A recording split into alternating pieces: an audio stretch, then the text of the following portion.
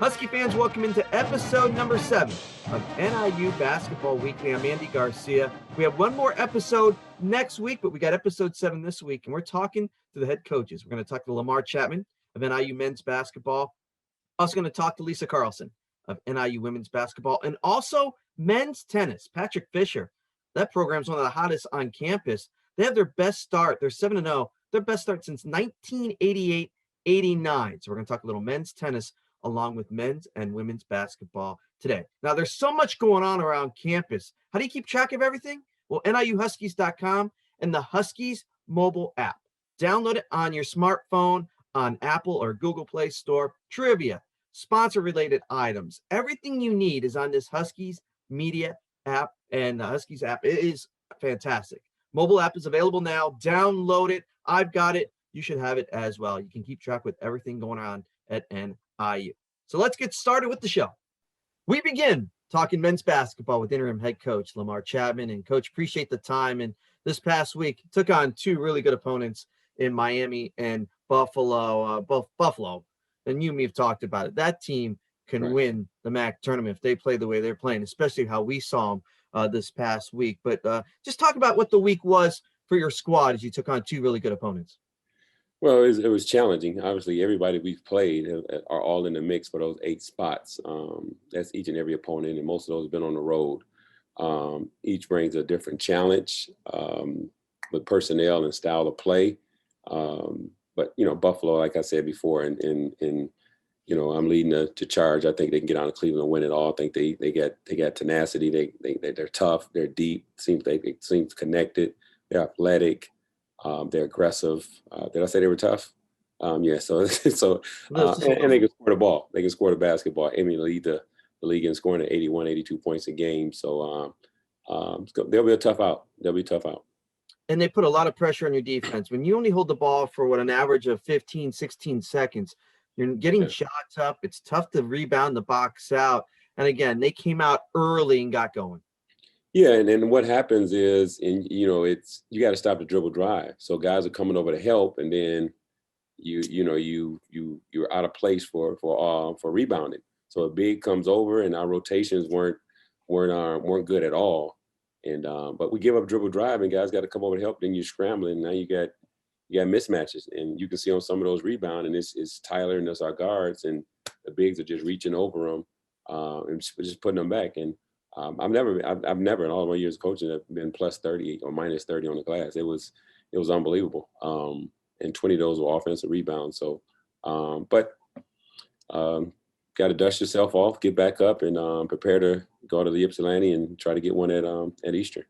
Yeah. Some positives from this past week. Trendon Hankerson, new career high, 22 points versus Miami. He got it going early, coach. And when Trendon can get that shot going early, he's streaky. We saw that. He got going early against Miami and finished with 22. Yeah, I think Trendon was good in Miami. And I think you and I spoke before about he was in rhythm. Won a lot of force, won a lot of bad shots. There were rhythm shots.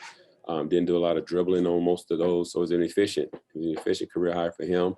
And glad to see it pays off. I said it over and over again. Trendon prepares the right way. He practices the right way. He does extra shooting early or late or both.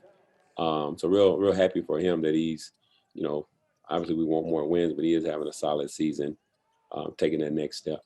Yeah, hopefully he can continue the shooting moving forward in these last 3 games. And Tyler Cochran coming off a career high 26 points versus Buffalo. He did it in every way you can. Some off-balance, tough shots, the 3-point shot, some fadeaways. Again, they were defending him hard, coach, but Cochran was able to get 26. Yeah, I mean, TC is so versatile, and the ways he can score the ball. As you just said, he can mid-range you. He can take you off the dribble. If he ever gets consistent shooting a 3-point shot, that's going to add a lot more to his offensive repertoire. And he's good at angles. He's good at both hands inside. He has good footwork, but a good player. And then he does his thing on offensive glass. He can start your break. He really can start your offense because he knows all the plays from the 4 spot. So. But a good kid, versatile game. Got to take his work ethic up a notch, in my opinion. Be an all-time guy, not just every once in a while guy. He's going to be an all-time guy. So, but good player though. Good player. Should be an all-league guy at some point. Yeah, he's got the skills, and again, like you say, he can only improve. I mean, Right. working on that, he's gonna only get a bit better, which is kind of scary. Yeah. One other person guard we've seen that's improved too is Caleb Thornton. 7 assists against Buffalo, career high.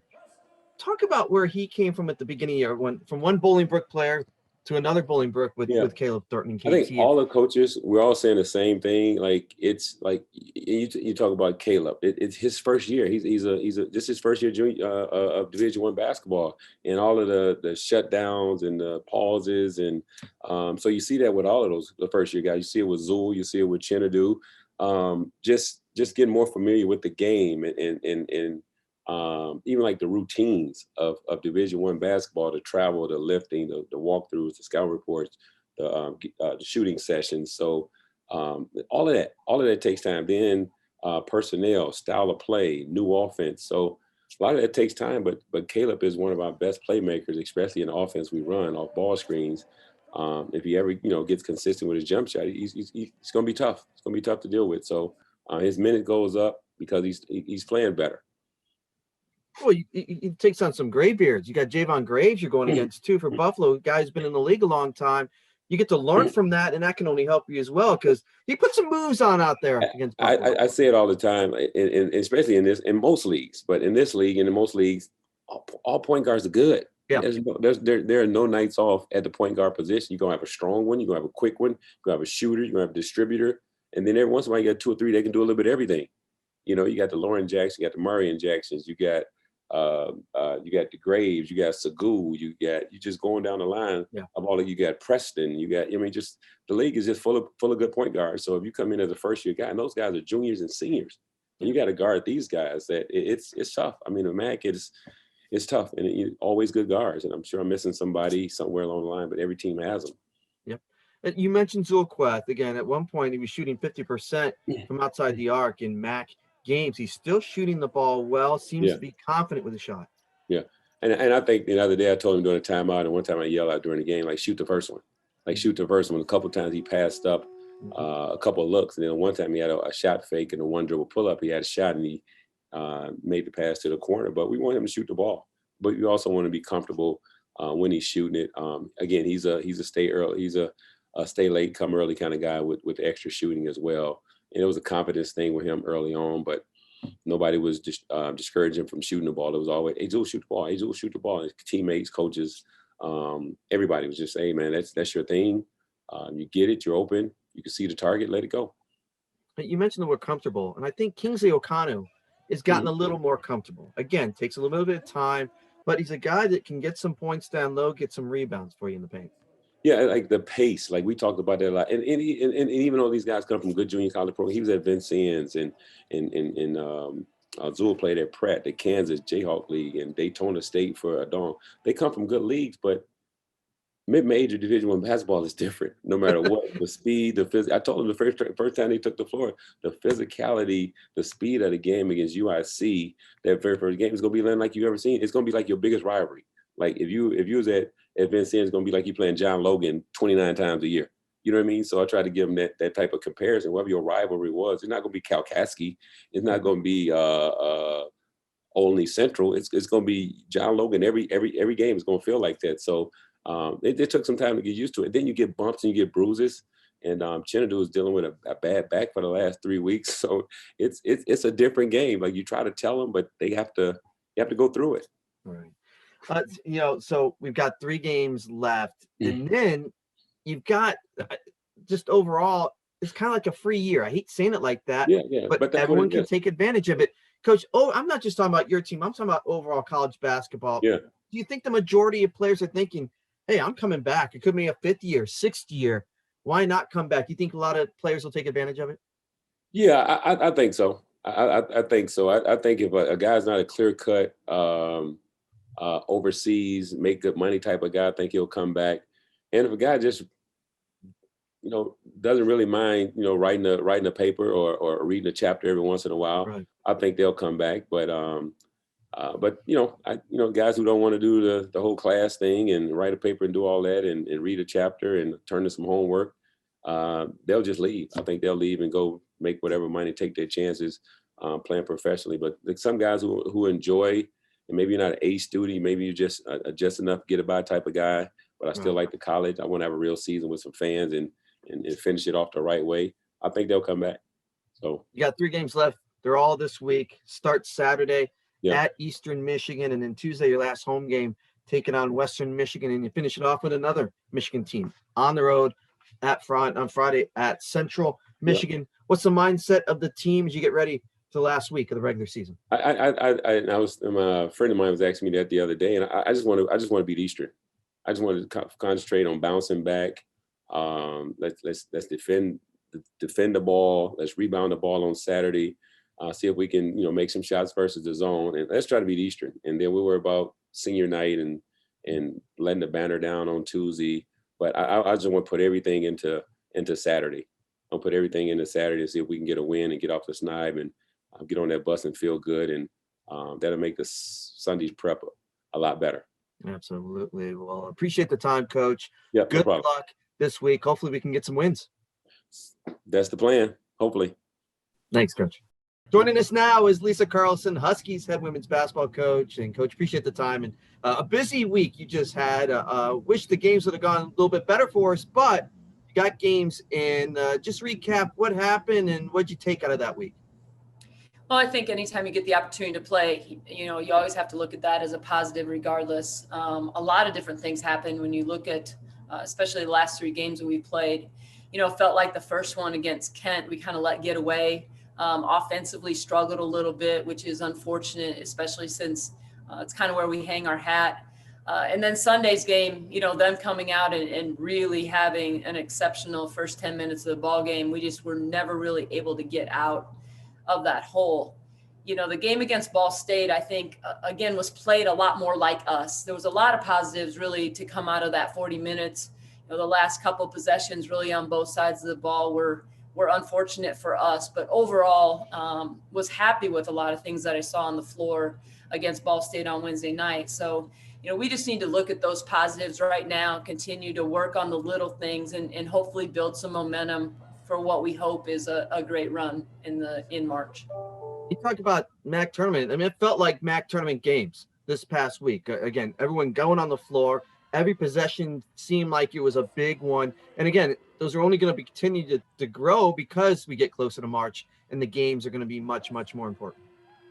Yeah, and the MAC is just like that this year. And regardless of the 8 teams that go, 1 through 12, there's been a battle every night. Scores were indicative of that on Wednesday, as they have been pretty consistently. So don't try and guess what's going to happen. Those 40 minutes are definitely going to have to be played at each location. Well, I'll start with the top and Shelby Coker. And again, teams are going to defend her. They're going to put their best player on them, double team, triple teams. She continues to score, but not just scoring, coaches. We've talked about rebounding the basketball, getting rebounds, getting steals, and some assists to open up. And we saw that this past week. She was able to get some assists and her teammates knocked down some shots. Yeah, as you mentioned, we go as Shelby goes, and it's not just scoring the basketball. Her basketball IQ continues to grow and grow, and she's seen a ton of different coverages from a ball screen standpoint. I think she continues to have a better understanding of what opportunities she's going to have in those different coverages, what different teams are trying to do against her. And then obviously the other 4 players on the floor need to be in the right place because she's been able to find them and distribute the basketball. Some of those shooters, Helena Castro had a good week, and Johnny Poison coming off a really nice game versus Ball State. We hope that shooting continues. Hopefully continue to get good looks. Hopefully the shots fall. Well, that's really been kind of the heart of our success all year. When we've been able to win ball games, we've shot the ball extremely well, especially from behind the arc. And when we do that, that continues to open things up in the paint a little bit. So we need to have great balance, but you're right. We need to be able to shoot the basketball from 3. And so much of that depends on our ability to get to the paint in order to share the basketball. I want to talk more about Ashia Davis too, because she seems to be more of an option. We continue to see that. You're giving her plays down low. And again, teams are having to decide, are we going to double down on Ashia? Are we going to let some of these shooters be free? She's shooting the ball well from the free throw line too. And that's also helping. People are not able to foul her. Oh, we'll let a 50% shooter shoot some free throws. She's up to 71, 72% at the line. And now she's becoming even a bigger weapon that hopefully will be part of the March Madness. Well, for sure, she is the, one person on our team that can really go to work in the bottom half of the lane. And she's had a good, last couple of games where she's been able to score when they don't double team her. But as people double, she's also become much, much more of a willing and capable passer. Even in the Ball State game, I think she ended up with 4 assists. Her ability to find her teammates and understand when she should, really go to work and when she should find an open teammate. That part of her game has really evolved, especially since last year. And that will continue to be huge for us because we need her to continue to be efficient in the bottom half of the lane so we can have great balance.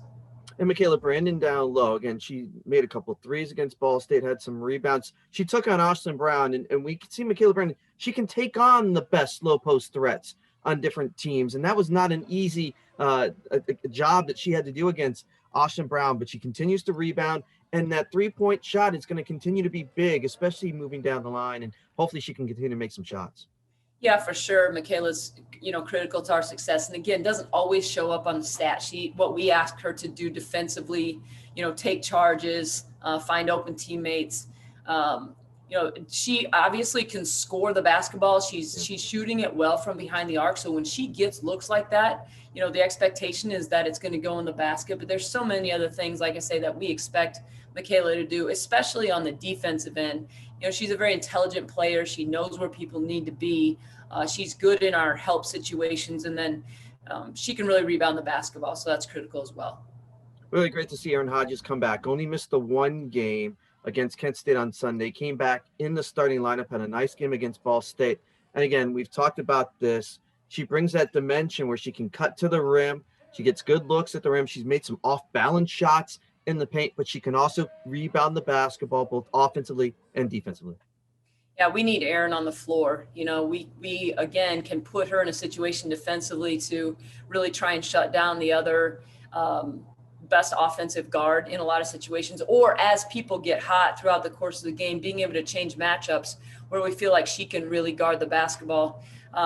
You mentioned her ability to rebound on both ends of the floor, keeping the ball alive on the offensive end, even if she doesn't come up with it. I remember a few situations, especially in the Ball State game, where she was able to either punch a ball out of bounds in a situation where that needed to happen or keep the ball alive. So, again, Erin's a unique to what we do on both ends of the floor. And it was very evident when we had her against Ball State, how much better we were and how we weren't very good against Kent when she was out on Sunday. Upcoming schedule at Western Michigan on Saturday. They're coming off a nice win at Eastern Michigan. They won, from start to finish against the Eagles. And then next Wednesday at home, taking on Eastern Michigan. The next 2 games up on the schedule. Again, Western Michigan, they haven't had a lot of wins this year, but they're feeling good right now. They got 2 straight. They've got some confidence. Always tough to go to Kalamazoo and get a win. In Eastern Michigan, I know it starts on Saturday. And as you've talked about, Coach, this team, they don't let a lot of things hold on. And they're able to just kind of go on to the next practice, go on to the next game. And hopefully we see that taking on a very good Western Michigan team on Saturday.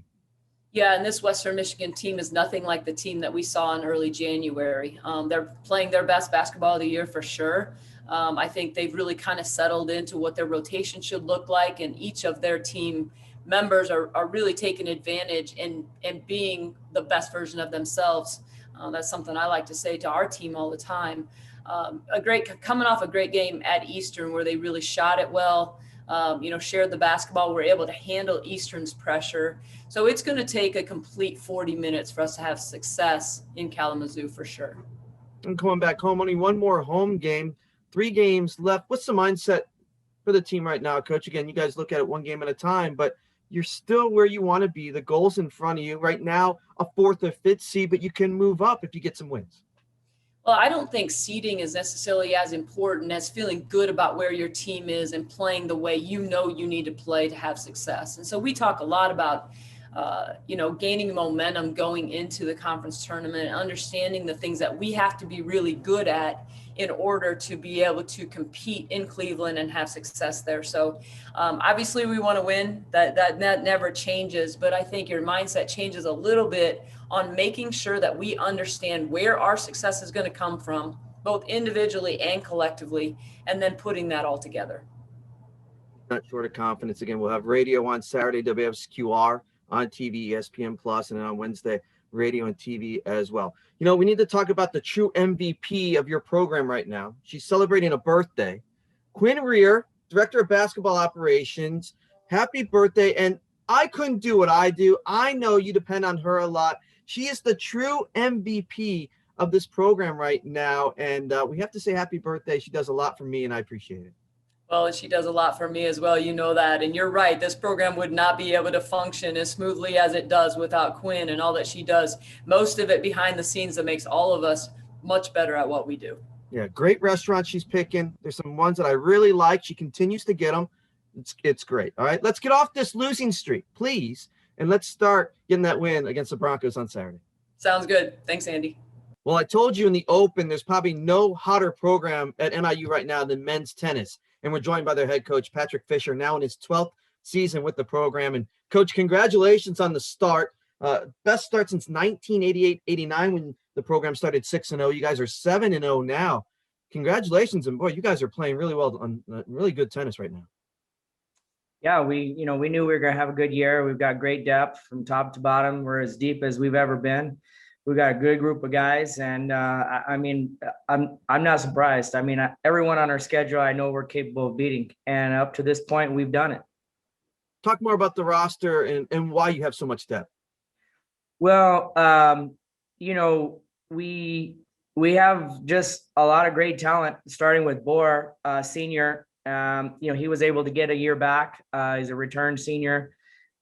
His game is really developed, and he's playing some really good tennis from last year up until the season got called to now, and he's really played well for us. And Chris Ortega, who's played 2 or 3 for us from Homer Glen area, Chicagoland area, he has just gotten healthy, and he battled some injuries last couple of years. He's healthy now. He's back to playing freshman of the year level tennis. And then we've added some other guys like Michael Volbach, who last year came in as a freshman, and his game has just improved leaps and bounds. And Victor was a Illinois State singles champion a few years back. And, his games, we've just developed into better players, and we've gotten more experience.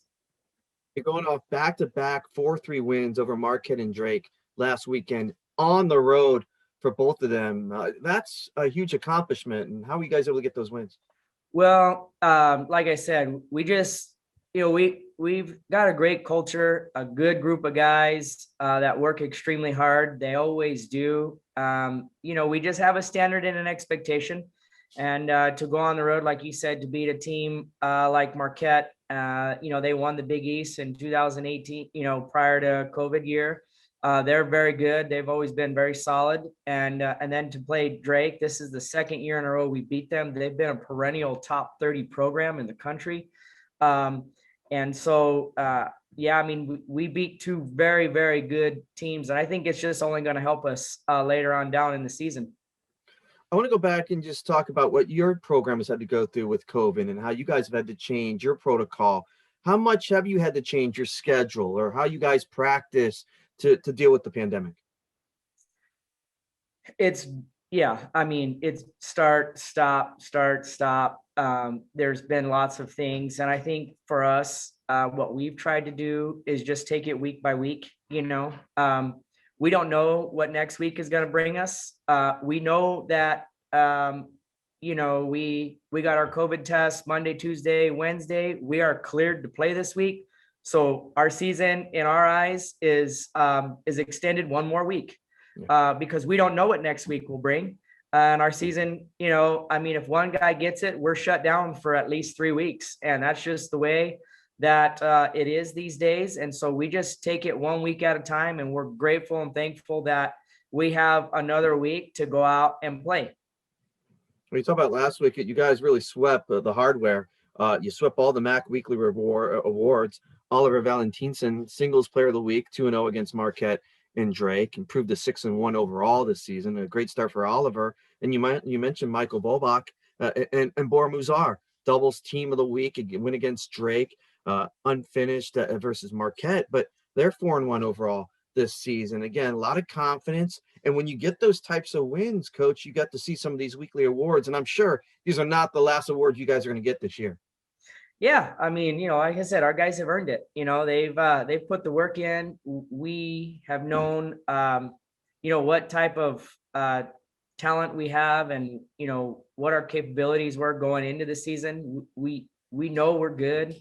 Now we're just trying to get to that level of trying to be great. And really, it's just the little details, and that's what's gonna set us apart for being good and being great.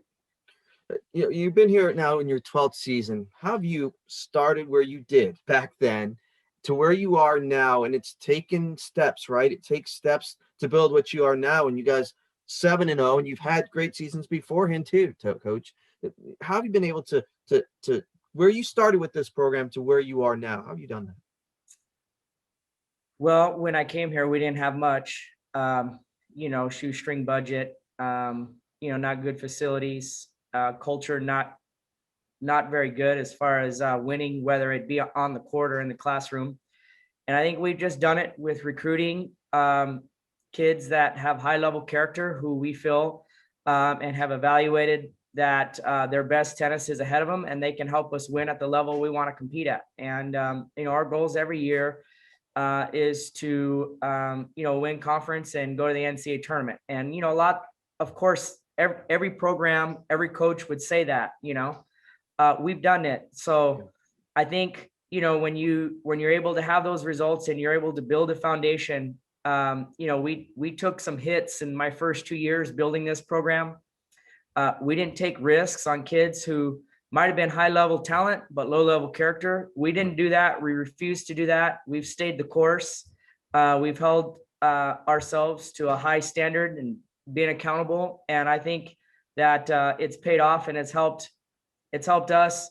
It's helped me instill in these guys that, there is a sense of accountability and a standard that we have to keep, whether that be on the court or in the classroom. And we've done both. And I think that's something that I'm really proud of, is that, we win both ways. We've won our fair share of championships, and we've also done really, really, really well in the classroom.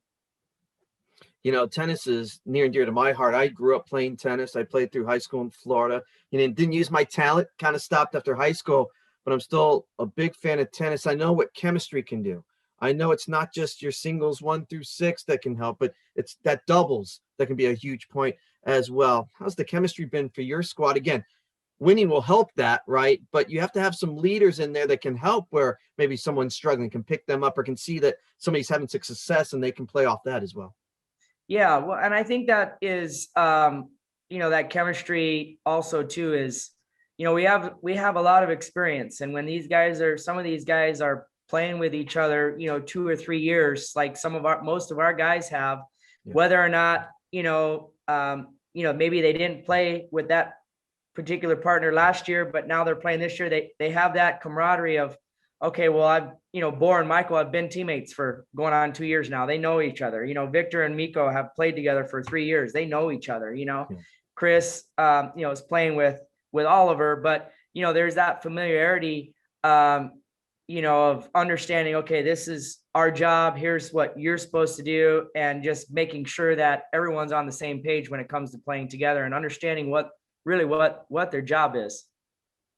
To talk about week to week, we hear it from a lot of head coaches. You can't look too far ahead. Like you mentioned, you got tested this week. You guys are good to go. You're ready for Cardinal Stritch on Saturday, doubleheader, and then UIC on Sunday. What are you expecting from the weekend?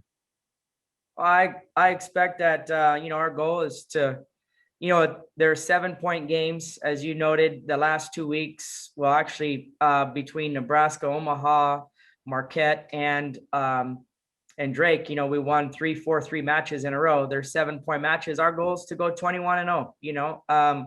We know we're that good. Cardinal Stritch is ranked 3 in NAIA. They're a good NAIA program, but we're going to be tested. But I expect us to go 21-0. That's our goal. Okay, so far so good. 7-0 again. Previous best start was 6-0 back in 88-89. Coach, congratulations. I know you're not happy with where you guys are now. Continued success, and I look forward to seeing what you guys do. Thanks for having me. As we wrap things up here on NIU Basketball Weekly, I've got the list of everything going on It's one of the busiest sports weeks ever. 13 Husky teams in action. Yes, 13 Husky teams in action, highlighted by MAC championships. On Saturday, the indoor track MAC championships. Second day, Mount Pleasant. That's all day. And the same day, on Saturday, the wrestling MAC championships. Second day up in Lawrenceville, New Jersey. Good luck to NIU. The program's taking on those teams in the MAC championships this week. Baseball is continuing their series at Evansville. We got men's basketball on the road, women's basketball on the road this Saturday. We got men's golf down in Springfield, Missouri. Gymnastics on Saturday. We got Cardinal Stretch, men's tennis, as we talked about with Coach Fisher going on. Women's golf on Sunday down in South Carolina, Kiowa Island. Great place to play some golf. Men's tennis back in action on Sunday, taking on UIC. Again, baseball, women's tennis, golf. We got it all. Women's soccer home game on Thursday, March 4th, DeKalb. Volleyball home next Thursday, Akron. Again, a lot going on. You've got to get the app, the mobile app, Huskies mobile app. Download it. And if you have that, you need any more information, NIUHuskies.com is another place for some great information. Also, don't forget, subscribe to this NIU Athletics YouTube page. You get highlights, NIU Basketball Weeklies, press conferences. It's all right here. Subscribe to this YouTube channel, NIU Athletics. Special thanks to Lamar Chapman, Lisa Carlson, and Patrick Fisher joining us this week on the show. We'll have one more episode next week. Until then, hope we get some wins from all the programs. Go Huskies.